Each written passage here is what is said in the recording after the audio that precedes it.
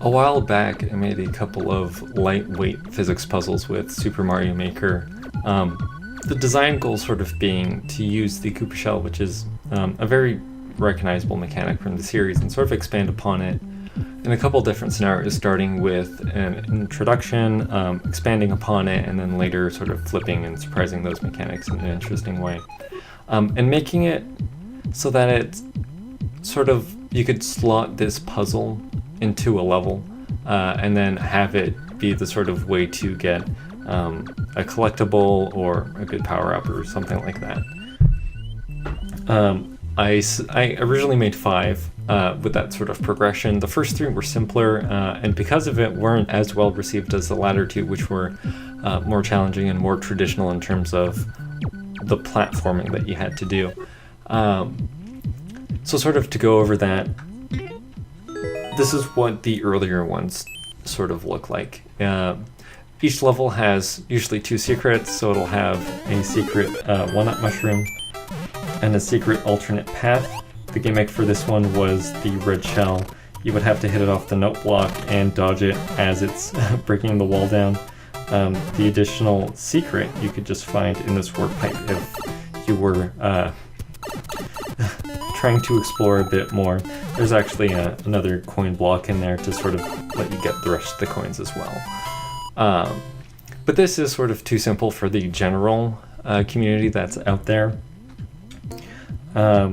This one is a lot more fun, a lot more interesting. So you have a lot of hammer bros that you have to deal with.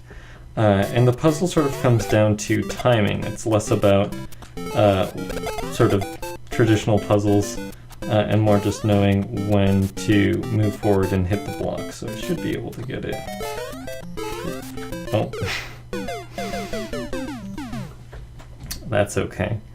The additional thing that I would do in sort of levels like this is you still have a secret shell. If you have sort of trying to explore, you can find that. And then at the end, all you have to do is jump over. Which you can do normally without that additional one. It just makes it easier for certain players that are willing to sort of explore more or find it by accident. And the final level is more strictly platforming. You have to do a couple of successive hops off these Koopa, and you have to know when to sort of time the shot. So I got rid of perhaps a few too many, but there is a secret block here that you can actually use. There we go. And you can use those last 4 to sort of get to the top of the flagpole. So these latter 2 sort of worked better because they were more traditional in the type of challenge that they were, not too simple.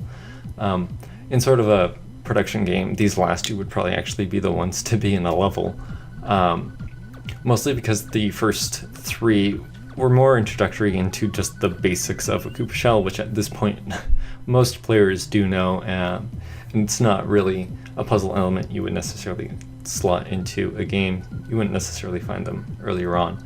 The latter 2, though, just because they do have those traditional elements to it, worked a lot better with the community, and these would be the sorts of challenge that you could sort of add to a level in such a way that